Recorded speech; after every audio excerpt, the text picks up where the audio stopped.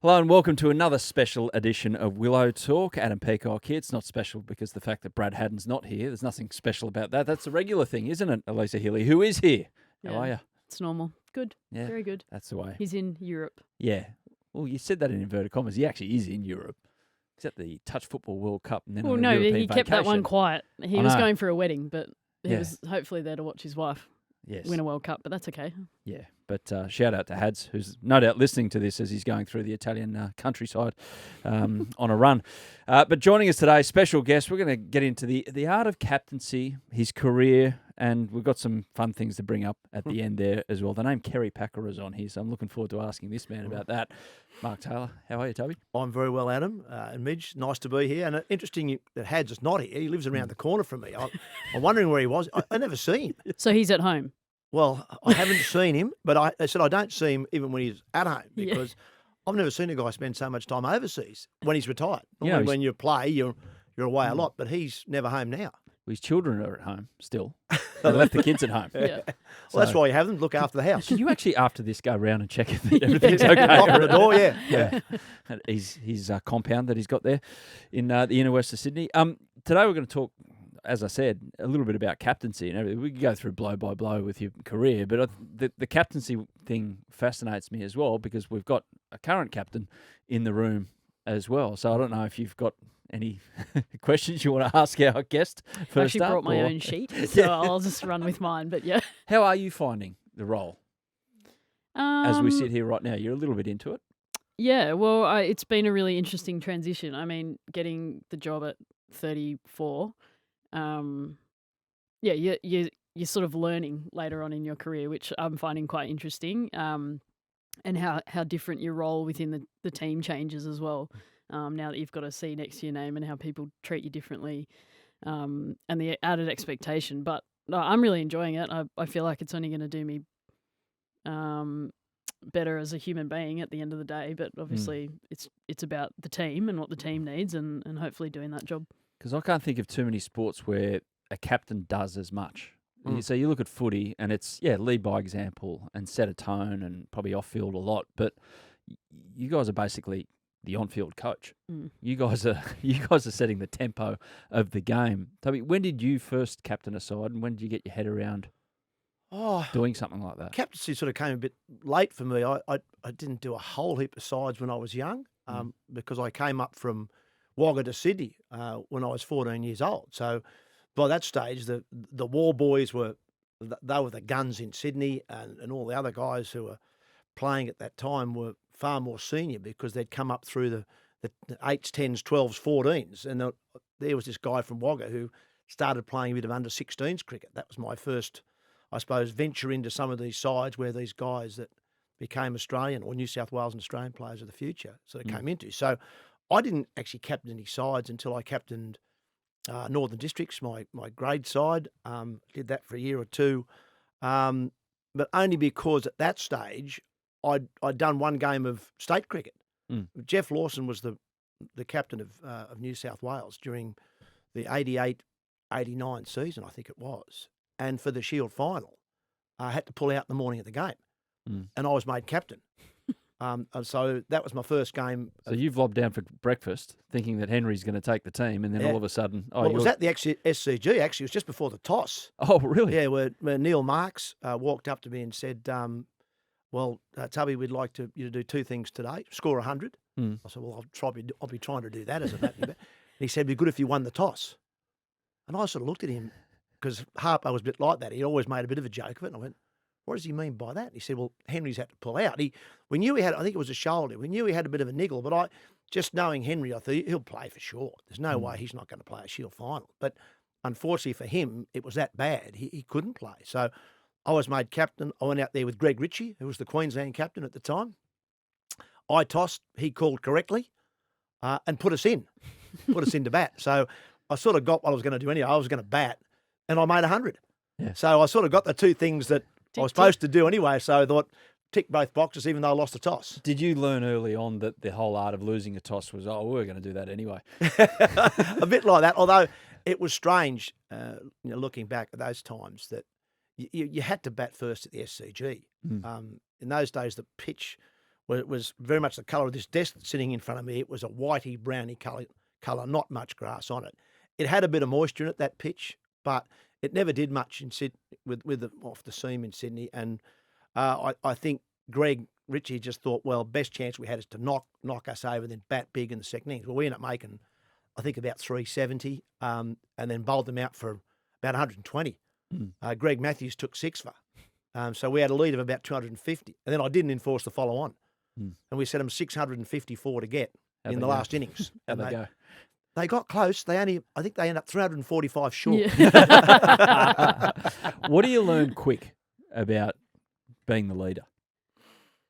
It's isolating, I feel. I feel like you learn really quickly that, not necessarily that you're on your own. I don't think that's the way that you should look at it, but you're really in charge. All of a sudden, you've got to make decisions about stuff you'd never even thought of, like having to make decisions on scheduling 6 months in 6 months' time. I've never thought about that. I've never had to open my calendar and look 6 months in advance before. So it can be quite an isolating experience, but I think you got to learn really quickly about who your mates are and what deficiencies you have and how your mates can help you in that regard and take things off your plate, basically.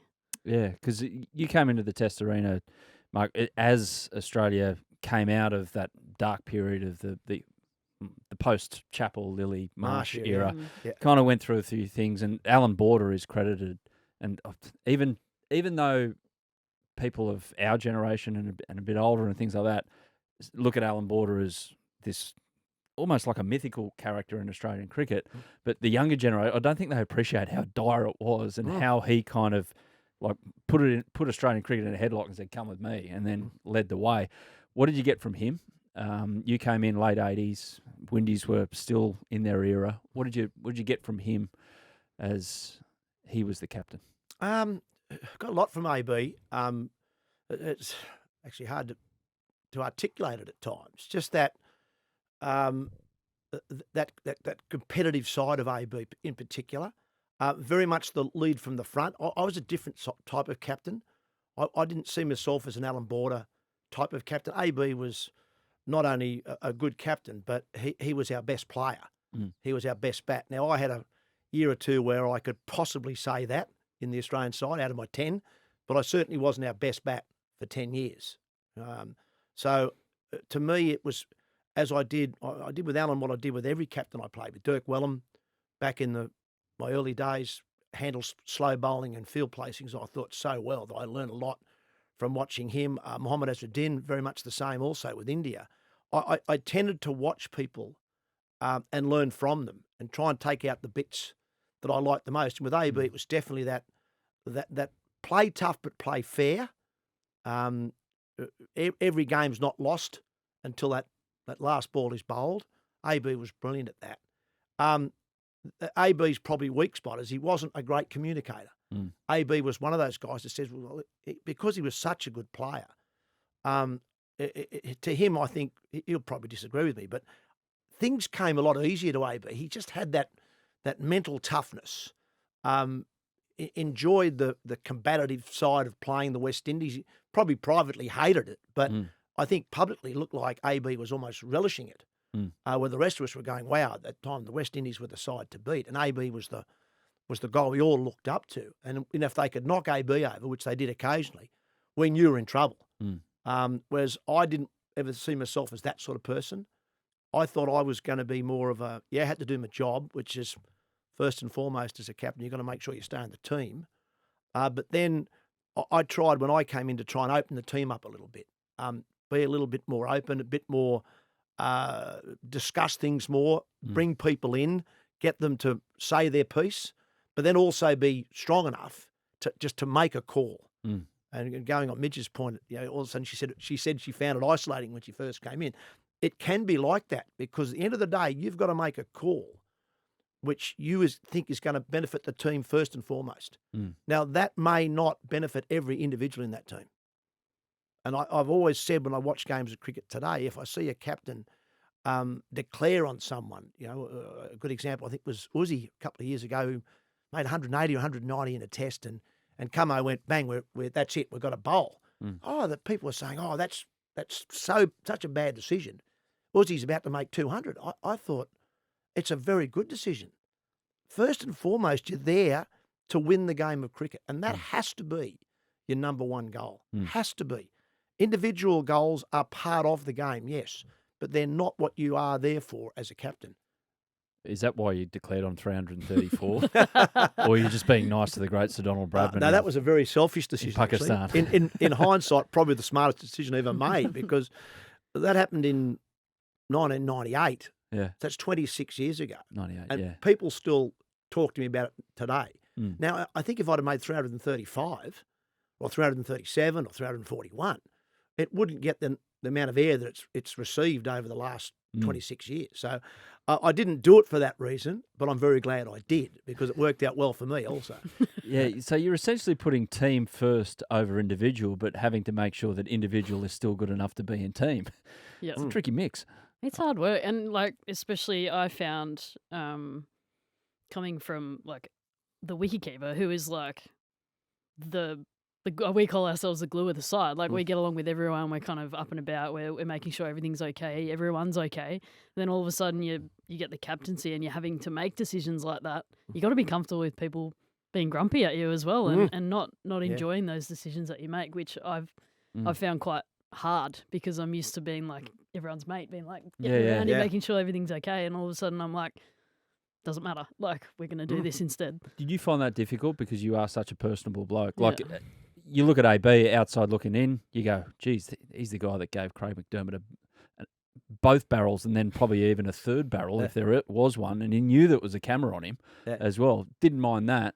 Whereas you, I can't imagine you doing that, put it that way, but did it happen? And did you kind of have to become someone else a little bit to get your point across? Definitely took a step back, in terms of, the fun side of the game. And I played back in the 80s and 90s, and there was probably a bit more fun to be had in those days, because people weren't walking around thinking they were journalists all the time with a phone in their hand. So you could have a bit more fun in those days. I definitely took a step back in that regard, no doubt about it.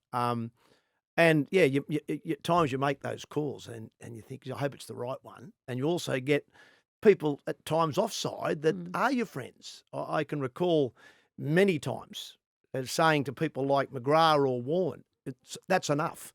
And those two would always go, one more. I've got one more. And I'm only a ball away from the wicket, which they are. But you just got to say, no, that's it. I can recall Glenn a couple of times just looking at me like, he's going to hit me. He's just pull that hat on and wrench the cap down. And then I remember once I took him off just before lunch, and he was always a big fan of shooting, outdoor. And he had the Shooter's magazine in his coffin, and he threw that in front of me one day. I thought, is that a threat? Mark Taylor could end up like a wild boar out the back of Griffith. Yeah. Anyway, you made your test captaincy debut in 1994 when AB finally did retire. It was against Pakistan, in Pakistan. How did that match turn out for you? Oh, yeah, real good. Yeah. Terrific game, that. I made a zero contribution with the bat in both innings. So I started with a pair. I caught okay. I didn't get that much to catch, but I caught okay. We then set them, I think it was 315 to win. And they were something like 3 for 150 overnight on day 4. So it was a really good game brewing up in Karachi. The last day, we got them 9 down for 250 odd. They needed 57 for the last wicket to win the game, which they got. Mushtaq Ahmed, who was their leg spinner, made 20. Inzamam ul Haq, who made, I think, a duck in the first innings, got them home. We had a number of extremely close LBWs turned down. I'll be as politically correct as I can. And then the final ball was Warne bowling to Inzamam around the wicket. We set up a bit of a plan to try and draw him out of his crease. Well, he ran down to Warne to try and clip it through the leg side, missed it. The ball shot along the ground out of the rough, went through Ian Healy's legs for 4 byes. So we lost by a wicket. The last two putting on 57. I made a pair. And at the end of the game, I had to go to a ICC referees meeting because Joey Angel had been, reported for poor behaviour after one of these really close LBWs. So I did, and then I had Tim May and Shane Warne, our 2 spin bowlers, come and tell me that they'd been offered money to bowl badly on the 4th night of the game. Apart from that, it was a really boring test. Terrific game of cricket. Yeah, that was my first test as captain. So at the end of that, I thought, well, I hope it doesn't get any worse than that. And the good news is it didn't. Yeah. Surely it can't get any worse. Uncle Ian ever talk about that Never particular, heard that story. particular delivery much? Yeah, I know he beat himself up. I've heard him talk about it a little bit. It was one of those moments. Like he was the newly appointed vice captain. I was the captain, and between us, our contribution wasn't great. But Heels, to be fair to him, the ball is worn around the wicket. Day 5 at Karachi, Inzamam running down the pitch. I think it went between either the 2 legs or bat and leg, so he sort of played outside it, and it shot low from out of the rough and went straight through Heels' legs. I don't know how it missed the stumps. I think miss leg stump, 4 byes. That was the winning runs. Man, yeah, not a great viewing. I can't say the Healy clan have got across that too much on YouTube over the days. In the contest, when you're involved in a contest and you're trying to turn the game your side's way, how much do you have to rely on individuals, or how much do you think it is down to the decisions you make tactically? Oh, do you want to answer that first? It's a tricky one for a captain. You go.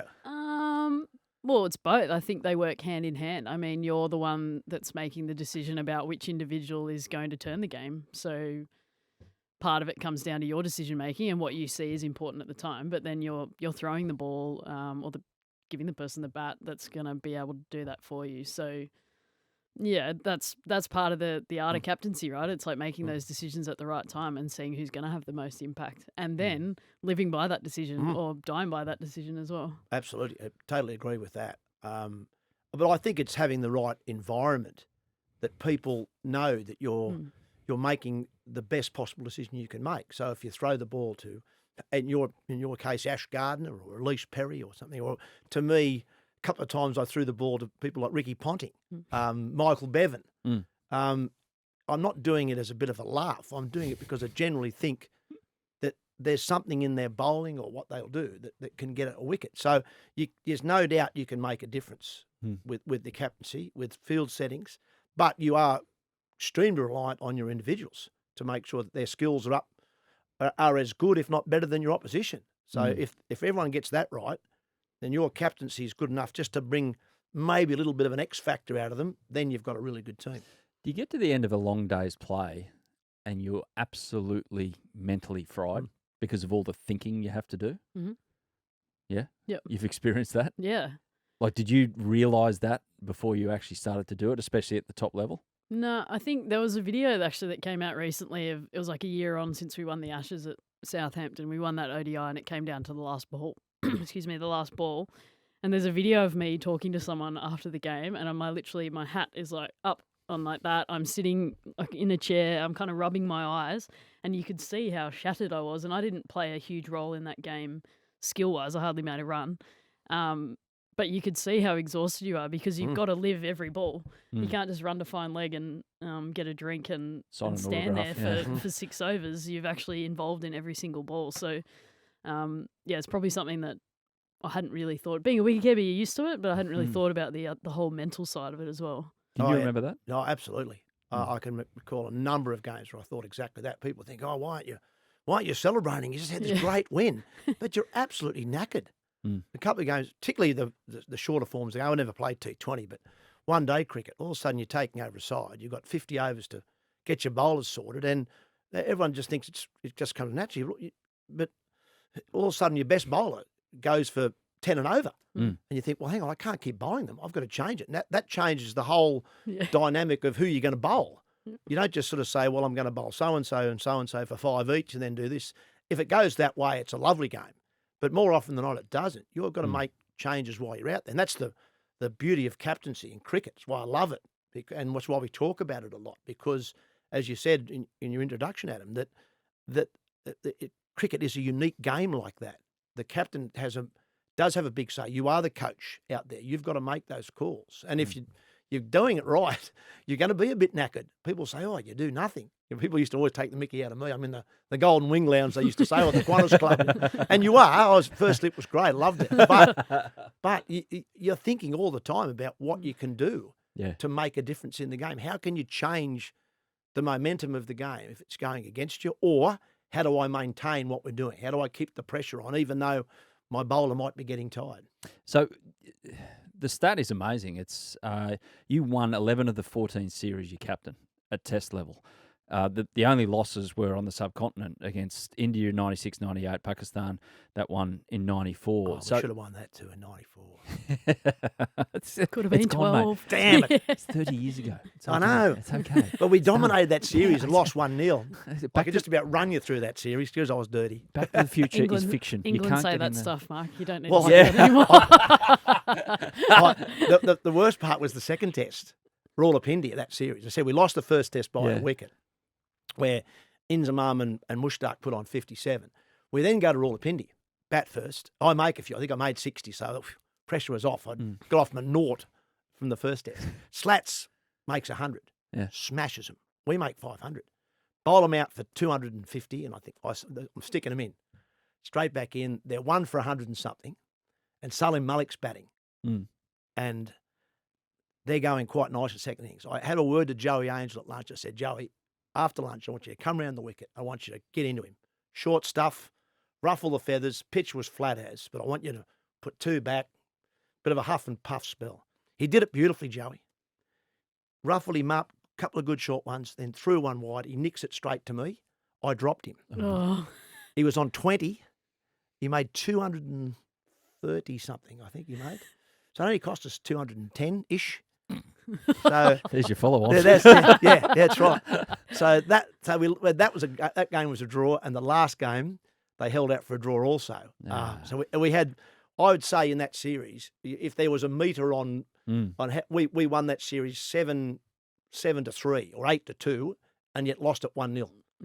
Yeah. Cricket. It's cricket. It is cricket. But you took the Frank Worrell. Got to be careful. I just think of BJ when I think of the Frank Worrell Trophy, the great man, Sir Frank Worrell. But you win that in '95. you get that one. You beat the Windies and those other series that I mentioned there, the 10 others that you won. So back to that question about being fried after a whole series, like in that case, in the Windies, Steve Waugh scoring runs for fun, a lot happening in the game. Few strange smells coming across the ground, as we've described here on Willow Talk before. But you do something monumental like that.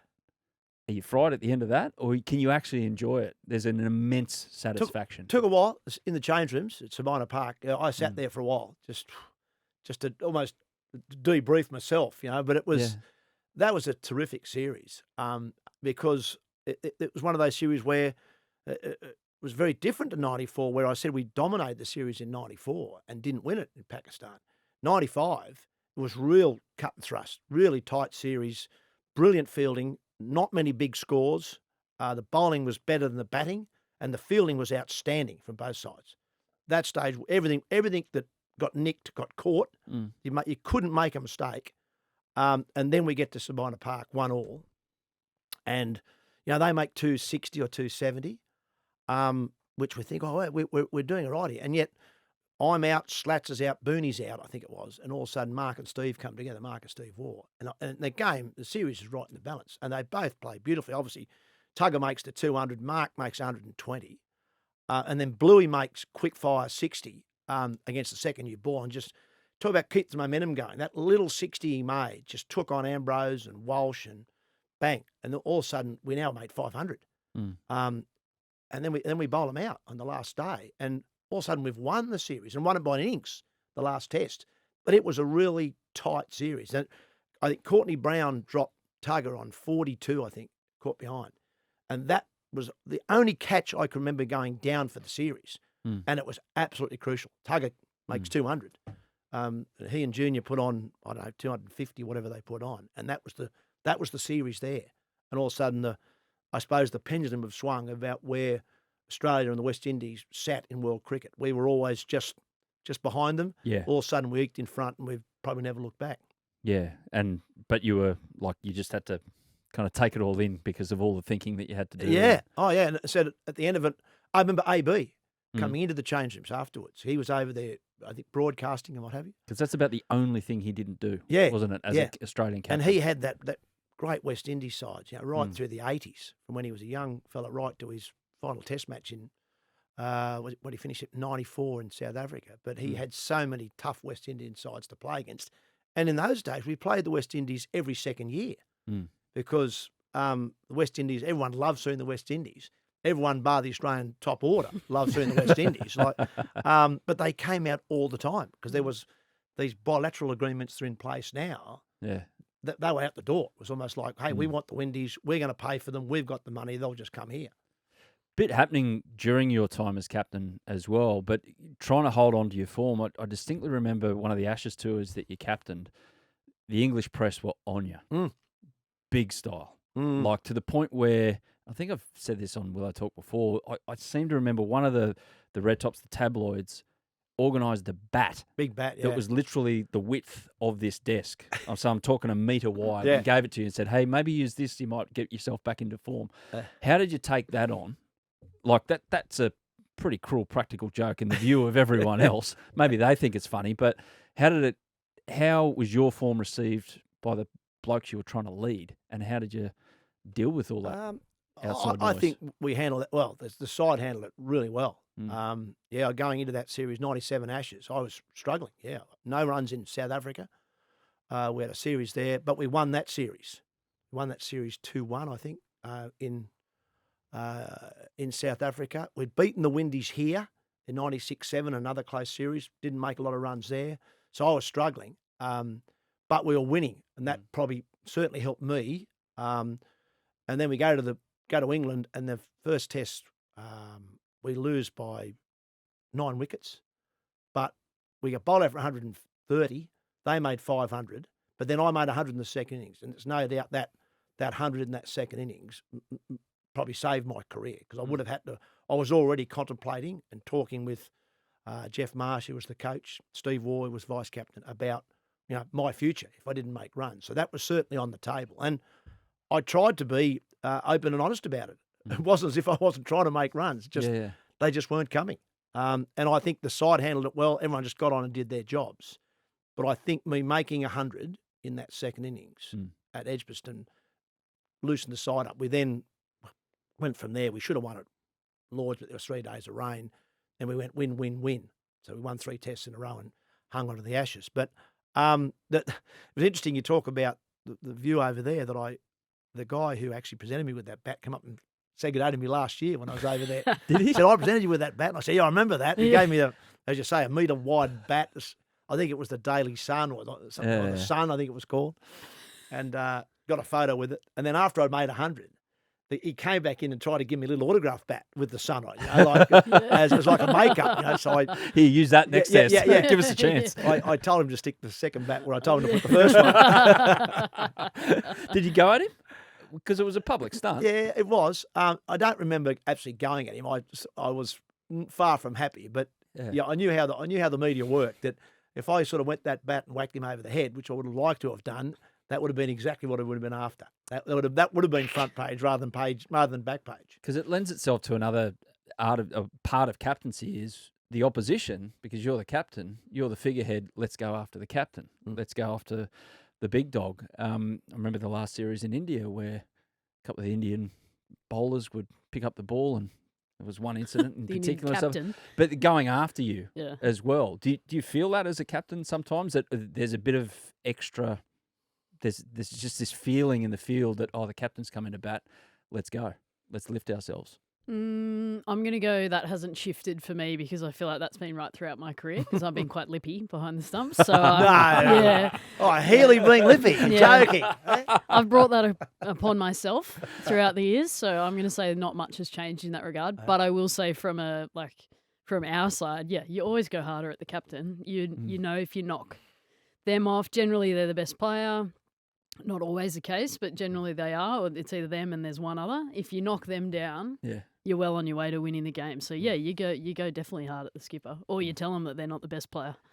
Healy being a lippy, I'd love it one day if like a relative, of Arjuna Runatunga started to play for Sri Lanka women. Look out. Just to see if we could have the sequel. Beverly I've Hills actually- Cop, they've got the sequel. I've used that coming out. line before in junior cricket. Yeah, I heard about it and I used it. And this kid was not happy.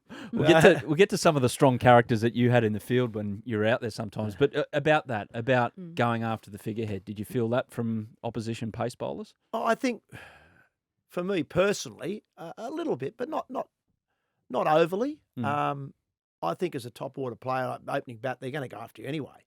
No doubt the West Indies were very big on it, but I think they were, as soon as I played my first or second Test match against the West Indies, they were trying to get me out as quick as they possibly could because to get into the order. So I didn't notice that. It didn't really stick out to me. Although it's interesting, as a captain who was an opening batter who became a captain, there was at times I tried to change my game. I was just generally a sit back, let the ball go sort of player. As captain, a couple of times I thought, right, I've got to set a bit of a tone. I remember doing it here in Sydney in a Test match with Slats. It was the game where Mike Atherton declared on Graham Hick when I think it was on 98. And once again, I reiterate by saying that that was the right decision. He should have probably declared earlier at this, but trying to give Hick 100, and it took him too long to get there. So eventually he just went, and he copped some flack over that. But then we had 450 to chase in 4.5 sessions. And I went out there and I thought, right, I'm going here. I'm going to go hard. And I think I was 20 odd, and Slats was less than 5. And I'd hit 4 fours, and then I actually slowed back down. But they started spreading the field a bit, and they changed their tactics. And the Slats and I ended up putting on a couple of 100. And by, I think, stumps, we were none for 150, chasing 450. So all of a sudden, by stumps on day 4, the game was back on a bit of an even keel. We needed 300 last day. They needed 10 wickets at Sydney. So a good game was brewing. Whereas half a day beforehand, we were miles behind the game, chasing 450. And that's one of the few times where you can make it work for you. Take it on, be a bit aggressive, got a couple of nicks over the slips, and away we went. Speaking of aggressive, as pointed out before, so you got Ian Healy, not short of a chat. Steve Waugh, did mind a bit of confrontation. Mark Waugh, good for a quip. Shane Warne, pretty competitive. You got all these characters in your team. How was it out there? Was it a control mechanism that you had to bring in, or just let them go because they knew cricket really well and they could read people? Oh, I think a bit of the latter. I said people talk about the verbal. I've said this on air a number of times. It's far more talked about than actually happened. Yeah, Booney under the helmet would mumble a few things, but you couldn't understand Booney at the best of times. So I'm not sure how much the batsman worked out what he was actually saying. Tug would sort of walk past and have a bit of a go. You better get some today, mate, because I'm reading about so and so. Like a bit more, a little bit more thinking involved there. Yeah. But it wasn't. I think sometimes people assume you've got this constant chatter going on. That wasn't the case. Occasionally, it was a one-liner out there, and provided it didn't get and doesn't get any worse than that, I don't see a problem with that at all. And it certainly wasn't the case in my time. Warne was always funny because he would love a chat, and if he got chatting and got a batsman involved, he'd generally win it. He would get on top of them because he didn't have that intimidation of being a fast bowler. He had the intimidation of being able to spin a ball a long way if need be, and people's ego would get to them. So he'd win that battle a lot. Yeah. D. Cullinan from South Africa. Just look up that name in your Wikipedia. Yeah. Who was the best one-liner giver? The best one-liner? I tell you, the best line I can remember, talking about Warne, was Brian McMillan. Yeah. In a game where Warne had bowled to him for quite a while. We needed to get him out in Adelaide to draw the series. Big South fella, African all-rounder. And we didn't usually say much to Big Mac, we called him, because he was a big bloke. And we thought, I don't want to get offside with this fella. And he also bowled quite sharp, so he had a bit of retaliation. But Warne had trouble getting him out this day in Adelaide, even though he couldn't play Warne that well. So Warne started telling him what he was going to bowl. He started to get top of his mark and going, leg spinner, and he'd bowl him a leggy and wrong. And and this went on for a while. Warne thought it was so funny because he's still playing and missing. And well, eventually, Warne, a bit like Warne's life, he hadn't really thought it through. We were going to South Africa a week later, and we'd never been there. So eventually, Big Mac pulled away after Warne had been at him for 3 weeks. He looked down the pitch and said, "Hey, Warne, lots of people die in South Africa every day. One more will make no difference." Well, Warne just started shaking. I was like, wow. Like, I ran up to Warne and said, "How you going?" He goes, "Do you reckon he means it?" And then we ended up having a beer with Big Mac because to finish the story off, he was having a go with AB at AB, bowling at Cape Town. AB came in, end of the day, 60-odd not out, threw the bat down, and we're all saying, you've showed him, Skip, that Big Mac, he's got no idea, blah, blah, blah. Usual stuff you go on with. And we said, "Well, what was going on out there?" And he said, "Well, just the usual stuff, said I was this, that, and the other." And then AB said, "But he lost me when he said he was going to shoot me." He said, "What a stupid thing to say." Like, well, with that, the doors to our change rooms open up. And there's Brian McMillan in the doorway with a gun. And it is a real gun. It's not a toy gun. And he goes, where's Border? Well, I was vice captain. I said, "He's there. The guy with the beard." I said, "Over there." So he walks in and we think, oh, my God, he's got his whites on. He's still got the shoes on. He's got this handgun. Yeah. Well, he sat down next to AB. He had a Castle Lager, which was a local beer. And he gave one to AB, one for himself. And he said, "Oh, that was good today, Alan. I really enjoyed that good hard test cricket." And so we then worked out that Brian McMillan's not a bad fella. We didn't really know what he was like. And then we said, "Where'd you get the gun from?" And he said, "I just asked the guy on your door if I could borrow his gun from him." And he handed it over. So security's not that tight. Probably wouldn't happen these days. No. I dare say. Anything like that happen in recent times with the Australian women's test cricket No. team? Can safely say no. Oh, But man. on that note, though, as a captain, I mean, you just named people within your side that are hands down like the greatest players that have ever played. As captain, do you manage that in any way, or do you understand that these guys are once in generation players and you let them go, or is there any sort of time where you have to rein them back in and say, "Look, you're not that good yet"? I never looked at any player as a once in a generation player. I just thought of them all as players, and that's how I was as well. You say Steve, Mark, Warheels, McGrath, Warne. I've obviously played with some great players, Border, Boone, but they were just cricketers like me, and that's the way I looked at it. I always felt from the moment I took over the job that I was going to do the best I could do, and that's all you can do. At the end of the day, I know we tell our kids that all the time, but you've got to remind yourself at times. You make decisions, you do what you think's right at the time, and you get on with it. And you hope to get more right than wrong at the end of your career. And I'd like to think I probably got more right than wrong, but I didn't get them all right. Yep. No, definitely didn't. Made some mistakes I'd love to have back. But that's sport, and if you got it right all the time, it'd be very boring. So I never looked at it like that. And I think even though at times you do get a player offside because you might drop them, or you might bowl them when they want to bowl, or when they might bat in the order where they want to bat.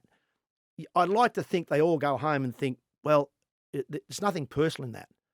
You're just doing what you think's right for the team. And as I said earlier, that's got to be so far above an individual record. It's not funny, in my opinion. They're not a close run thing. Yep. Teams got to come first. Absolutely. What about captains that you saw in the making? Was there anyone in particular that you set your eyes on when you were playing? You thought, geez, he's going to be what I am one day. Oh, I don't know about what I am one day. As I said, as a captain, you've got to have some cattle around you. There's no doubt when I saw Michael Clarke take over the side, he took over. Things between him and Ricky didn't seem to be great at the time. There was no sort of natural succession plan. There seemed to be some animosity there, but I could see with Michael on the field in particular, he moved the field and manipulated the bowling very well. I watch the game all the time, and I'm thinking, I think subconsciously, what would I do here? Who would I be bowling now? What would I be trying to do? More often than not, Michael's doing that. he was doing that. And I thought he more than anyone I saw post my time was that sort of captain. Obviously, looking at what happened in his career, there were some issues off the field and in change rooms and what have you. But I think on the field, he was certainly probably the best I saw at manoeuvring the field, bowling the bowlers, creating opportunities that other captains didn't or would not have produced. What about a player that never got to captain who you would have thought, geez, probably deserved to go? It would have been interesting to see him have a go. I tell Mark Warne comes to I was mind. just going to say, I bet Mark Warne. I bet Mark it's Mark Warne. Warne. Mark, in a way, was unlucky. His brother was such a good player also that he never really got the opportunity. Mark was always the quieter one too in the early days. People look at Mark Warne today. Mark was more the quieter one, and Steve was more the outgoing. They've actually probably changed roles a bit. You hear less these days from Steve and a lot more from Mark. But Mark always a very good cricket brain, always very aggressive. You never saw Mark as being that sort of person. But Mark was always, if I wanted to just something to cut to the chase, you go and see Mark Warne. That's his commentary, isn't it? Yeah. Well, yeah, he's living that. Oh yeah, Absolutely no patience whatsoever for anything piss farting around. Why are they doing that? Well, one of his great lines, I think, was in commentary when someone asked, he said, "What do you think about that, Mark?" He said, "Aren't you getting paid for this gig? You tell me what you think." That was Mark. We'd have, and I can recall Ian Healy and I. Not this Heels, the older one.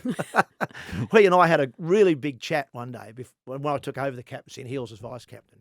Had him round for dinner at home and we had a big chat. And we talked about England and obviously Pakistan first was our first challenge and how we're going to get people out and all this sort of stuff. Big sort of planning session. And then sometimes the meetings would go too long. We're all, how are we going to get this person out? What are we going to do there? Eventually, Mark would be the sort of guy and say, I tell you what, we hit the top of off stump with the occasional bouncer. That works pretty well. And we go, okay, let's go and have a beer.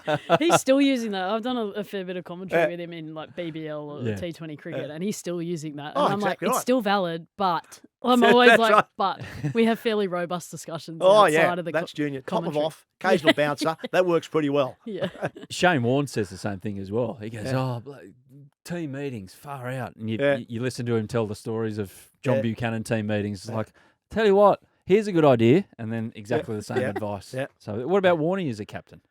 Well, he got a chance, didn't he? He did 9 or 10 one-dayers. Yeah. Right at the start of Steve Waugh's captaincy days, when I retired from one-day cricket, or retired full stop, Warne and did a great job. Warne on the field, very good, but as much as I love Warne, it would have been very hard for him to be a captain. An international captain, because of the way the world is.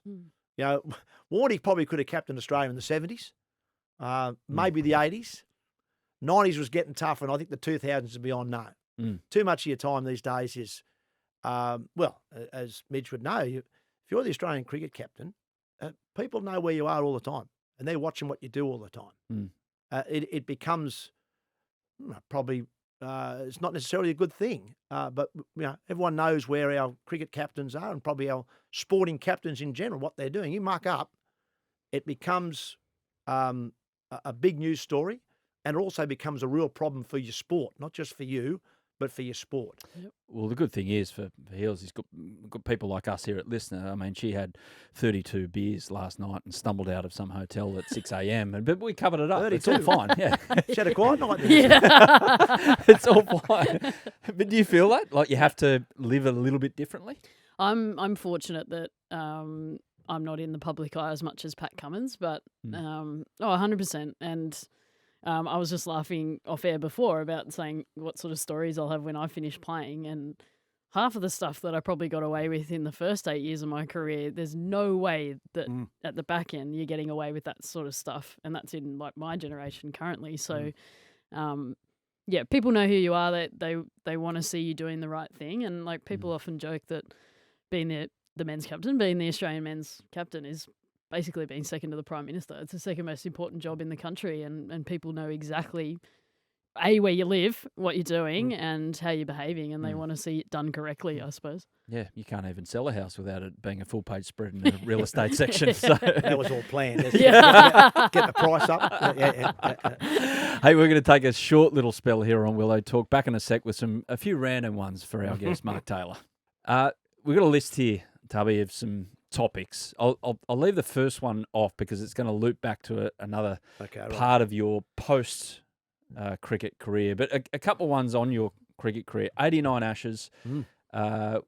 We went over there, labelled one of the worst Australian touring sides. But you look back on that side now and you go, far out. It's half full of legends, like legends of the sport these days. Yeah. Did you know that hopping on the plane over there, or was it all about Bernie drinking beer? Bernie drinking beer first and foremost. We had to get him to 52 cans to start with. But no, I think looking back on 89 Ashes was a huge tour for me personally. For Steve Waugh, also sort of came of age as an Australian cricketer, but for Australian cricket. But we went over there on the back of losing to the West Indies here 3-1, where we won in Sydney and drew in Adelaide and had the better of the Adelaide Test. So we were a side getting better, I think, all the time, even through that summer. And the Windies were the yardstick, no doubt about it. But there's no way we were as bad as people were making out. Worst side to leave Australian shores was absolute rubbish. Absolute rubbish. It was as if you were playing against England with 8 players and they had 11, and you guys had to bat. If you were left-handed, bat right-handed, and vice versa. It was remarkable. Yeah, and I think the first test it changed straight away. All of a sudden, we made 500 or 600 batting first, having been sent in, and then knocked them over, won by big margin at Headingley, and all of a sudden, people went, "Oh, hang on, mate, these people can bat." Terry Alderman's not the worst bowler going around, and they can catch really well. And I harp on a lot about the catching when I commentate on the game, because I think it's such a huge part of Test match cricket. It's a massive part, and it's still, in my opinion, undervalued today. But I look back at the sides I played in, we could always catch. First and foremost, if you're going to play for Australia in the time that Bob Simpson was coach, and then beyond, you had to catch. If you couldn't, you're going to struggle to hold your spot in the side. Well, catching's pretty important in T20 cricket, as we've just found out.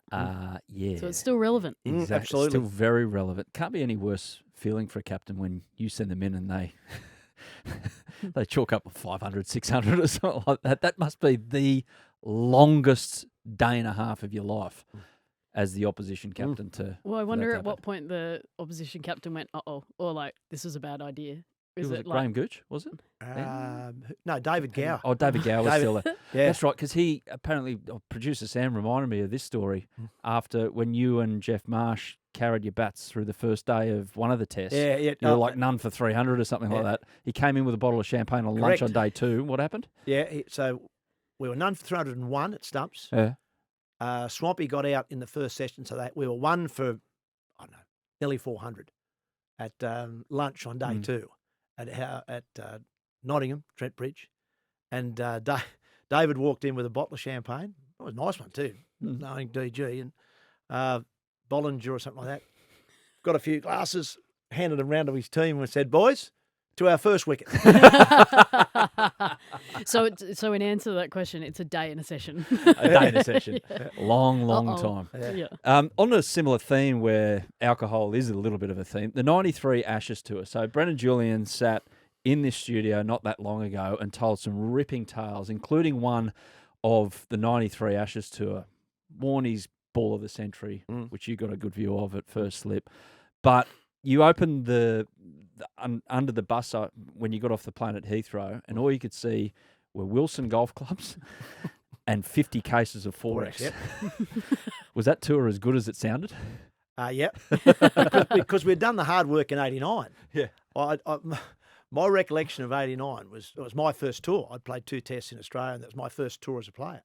We went over to England '89, sponsored by Forex, and I think we'd drunk our allocation of Forex in the first month. We're over there for 5.5. So they were like, wow, we better stock up. So time we got there for 93, same sponsor, similar bunch of guys, including BJ became part of it. We were much better prepared because we'd work so hard in '89 getting 4X up to speed. You do those appearances in pubs around the place And the other thing, that was what was so good about those early series, that they had rest days. So you had 3 days of Test cricket. Oh, they didn't play Sundays. No, and then you had the Sunday off, and you played Monday, Tuesday, and What? it was so good. You know about that? No. 89 was so good because we went over there, as you mentioned earlier on, about the worst side to leave Australian shores, and we win the first Test. We then win Lords, so we're 2-0 up, and England are panicking. They're dropping players left, right, and centre, and we're having a ball. So just about every Test match of the 6, we played 6 in those days, we were in front. So by the time the rest night came, we were in front in the game, well in front. So the 4X functions, which were on the third night, were always a good function. As I said, thank God no phones were around in those days because we had a good time. And then the Sunday was golf. That was the sobering up, get your head back on, and then Monday or Tuesday win a Test match, move to the next venue. It was fantastic. I'm in the wrong era. What the hell? Best tourist of your career? Oh, gee. Oh, you couldn't go past Warne, really. Warne would have to be the best tourist. And I'm not telling any Warne stories, but no, Warne enjoyed travelling around. Playing and post-playing. I think he just enjoyed, because, yes, he loved a lot of things about life, Warne. He's a larger-than-life character, but he loved cricket. And cricket gave him the vehicle to do what he wanted to do. That was travel the world, meet people and have a ball. So he was probably the best tourist, I reckon. Like when you go to an Ashes Test now, do you still get that same feeling? Like that, is it different to when Australia plays someone else? Like you've gone to the last few Ashes tours over there, obviously. You toured as a player and then as a player captain, administrator and everything like that. Is there something different about those Test matches? Just when you go to the ground and the rivalry between the two sets of fans and the players? And yes. And funnily enough, to me, it's actually probably grown a bit since I've stopped playing. When I played, yes, I didn't want to lose an Ashes series, and fortunately I can say 6-0, 6 Ashes series, 6 wins, no losses, which is great. I love telling that story when I'm over there in England. Not too bad. But to me, when I was playing, it was playing, but it was another series. So you wanted to win them all. So I can't say I necessarily wanted to win an Ashes series more than I wanted to beat the West Indies, because as I mentioned earlier, they were the benchmark in world cricket. So being the West Indies was pretty big also, and I'm sure the Australian players today will probably say being India now has become a benchmark series for them. But there was something special about Ashes series. But actually post-playing, I've done obviously commentary in Australia for 20-odd years, and I've been to a number of Ashes series, and the last couple in England, and I've loved it, really loved it, because in England, an Ashes series in England is just special because the crowd, they absolutely love it. They immerse themselves in it. And every day sold out. Yeah. And being at the ground, as I've done the last couple of series over there, it's been terrific. Just speaking to some of the locals around there, they have a bit of banter. Obviously, Lords last year was big with the whole Johnny Bairstow stumping and what have you. But you just being a part of all that and soaking it up inside the ground has actually probably grown my thoughts of Ashes series more so than when I played. That's it. You're retiring by 2027. Haddon will try and corral him into a number of weeks back to back. We're doing Willow Talk over there every day. Of course we are. Yeah? Well, that's good. I'll be there. Well, I'll be there because it said 9. I've got that. We'll be there. Mike Taylor's on Willow Talk. Excellent. Do you feel it as well? Because we even read now, as we sit here right now, England are talking about giving contracts to guys who they know they're going to try and point them down the path of being here in 18 months' time. Well, it's an incredible it's preparation. funny you say that, because now in England last year, they had the Ashes were at the same time, so the women's and the men's, but they've split it here in Australia. So our Ashes series is the end of this summer, and the boys are obviously next summer, and they've split it to try and build it up a little bit more. And I think a key marketing ploy that they're using this year is almost like revenge. Like the Ashes last year was ruthless for both us and the boys. Obviously, look at Lords and what happened there. And it's like, right, it's our turn, and we've got it spread over 2 summers. Like, come and show up and give them exactly what they gave us. So the rivalry's growing. Australia-India is like huge at the moment, but the Ashes is still huge. Is the England-Australia women's series over there, the next one, going to be split as well? They're going to keep... I'm not 100% certain on that one. You haven't looked that far No, either. I don't open my diary, but I'm not sure. But in England, it works better because you can get everywhere a lot easier. You jump in a car, you can drive around the country, right? And they did a really good job at marketing that, but splitting it will be really interesting. Hey, Mark, with your post-career, your transition into the commentary box, any advice from Kerry Packer when you took up that role? Not a lot, but a bit during my time. Yeah. He'd call us in, particularly us younger guys, many years ago, between 2 one-dayers. Yeah. It used to be Friday night in Brisbane and a Sunday game. It was the old 2 one-dayers up in Brisbane.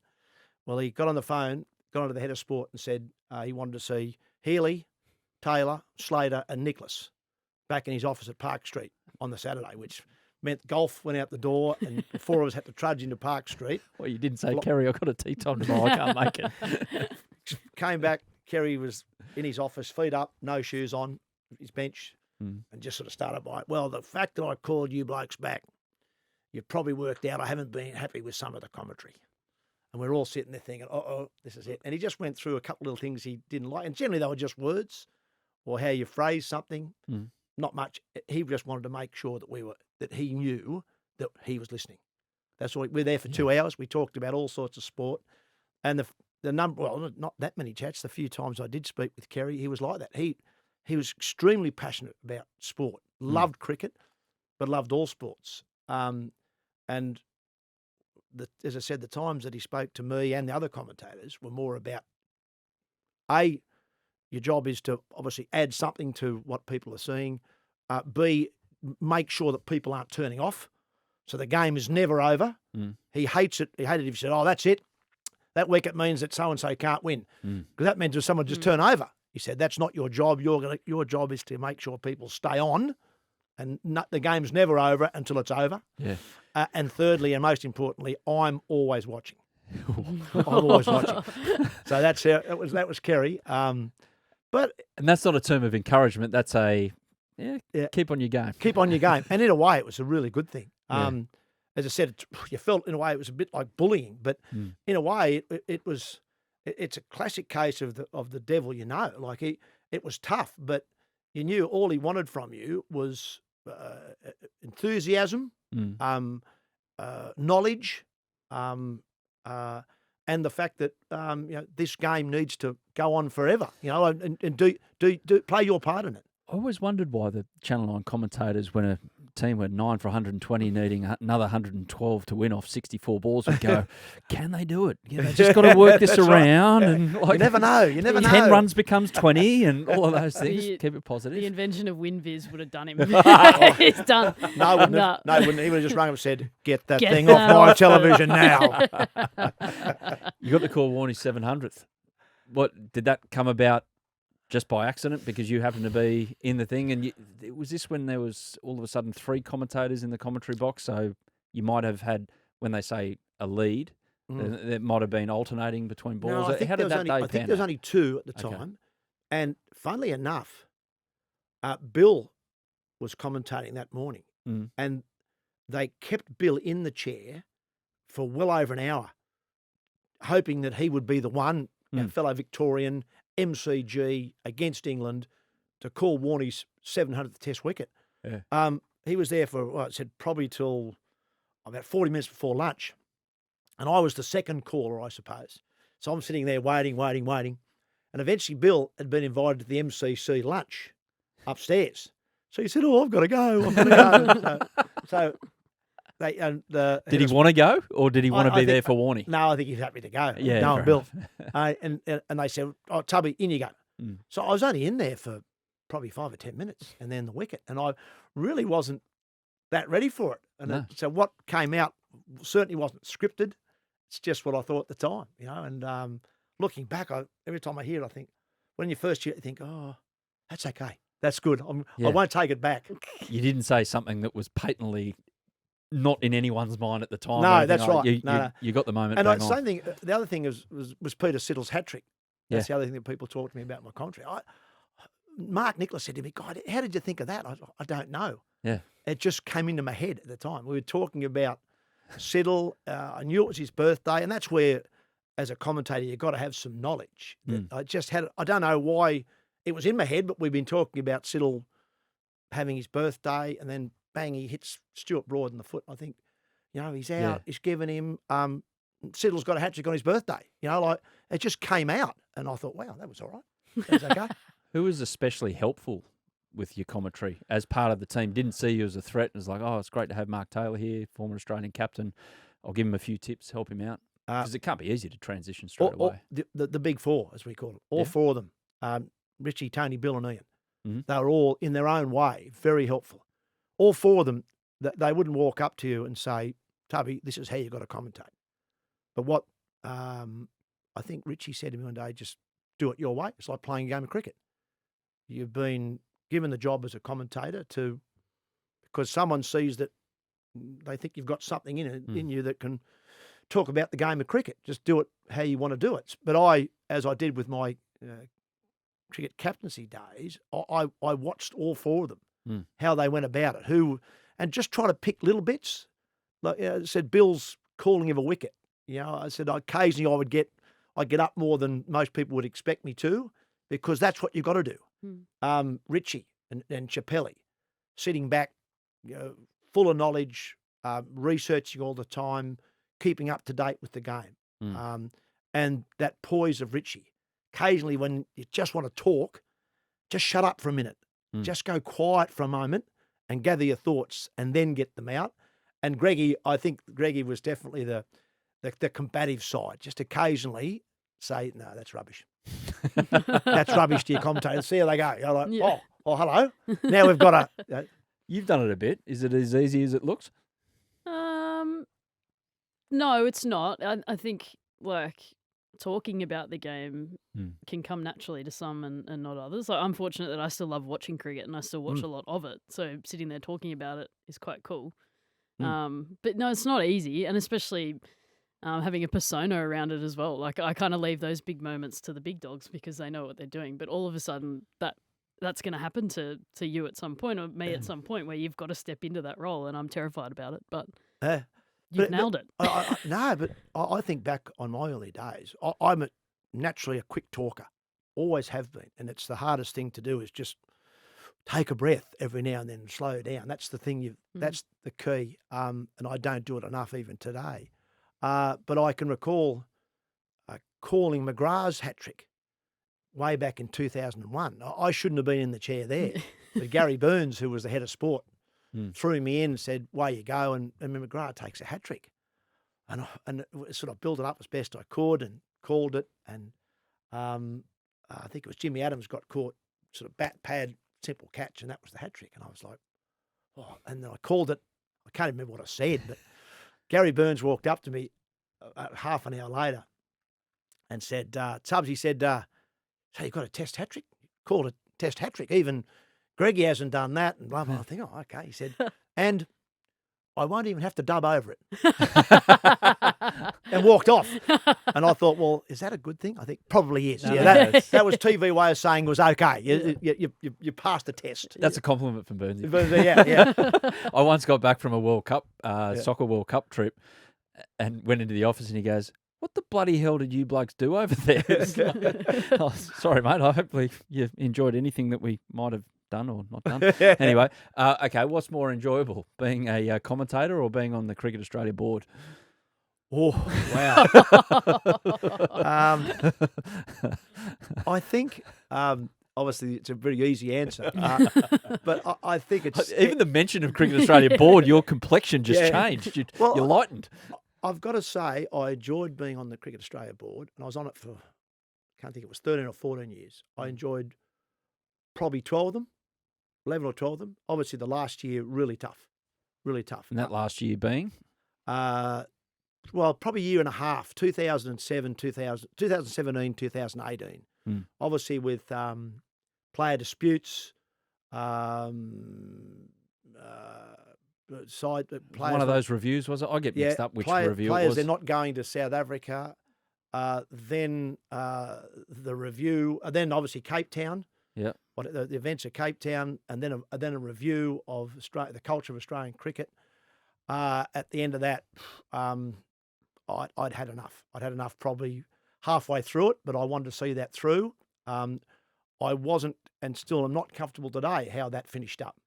But that's a story that won't be told on Willow Talk. But it's we try to stay away from the admin stuff. Yeah, because it is, it's procedure and it's governance and it's those things that it's like talking about tax. It's like just makes your eyes glaze over, but it's important. Yeah, and it's a bit like what Midge talked about earlier. It's that when you're in those positions, you are trying your very best to do what is right for the greater game, which once again, you're not going to keep every individual happy in what you do.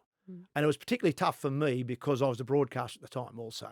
That doesn't help when I'm trying to keep my job as well. So that made it probably 10 times harder. If you can sort of do your bit, slide away and let people throw barbs over the place, in a way it's not much fun. But when you've actually got to front up week in, week out and be a broadcaster, sit on television and have people throwing barbs at you, and you're trying to find that balance between what you can say as a board director and what you should say is really tough. talking you into a board position once your players are done here? I was on the ACA board at the time, so I was on the other. Okay. I was on the other side of it, the MOU negotiations in particular, and then dealing with all the player stuff. I'm a player on the board, so I don't have to deal with any of that, but I could see how much it was wearing down both sides. So it was an interesting point of time. What do you think the perception of Australian cricket is right now, outside these shores, or does that matter? I think it matters. It's changing, but it changes. Cricket mirrors the world, always has in a way, a very small way. That cricket now is, we were talking about it earlier. It's a global game. It's no longer our test team. It's no longer our male test team. That's what it was when I played, and one day has became part of it. Then it became T20. Now it's the women's game. There's T20. There's franchises. It's fragmented, and it's probably fragmented people's opinion of Australian cricket and Australian cricketers, male and female. But that's the world we live in now, because we're not just focusing on those 11 or 12 or 13 guys. We're now looking at, 300-400 cricketers, male and female. We're looking at all sorts of competitions over 3 formats. Well, probably 4 or 5 formats if you throw in 10s, and there's all sorts of double wicket competitions going on as well. Cricket's become a conglomerate, is what it's become. And I think people's view of cricket has mimicked that. Yeah, interesting. It's not a fascination, but it's interesting to see what people in England and India think of Australian cricket. But I actually solemnly believe that having players, a proliferation of men's and women's players going over and playing in IPLs and hundreds and all of that, has just taken a bit of the edge out of those gruff Aussies.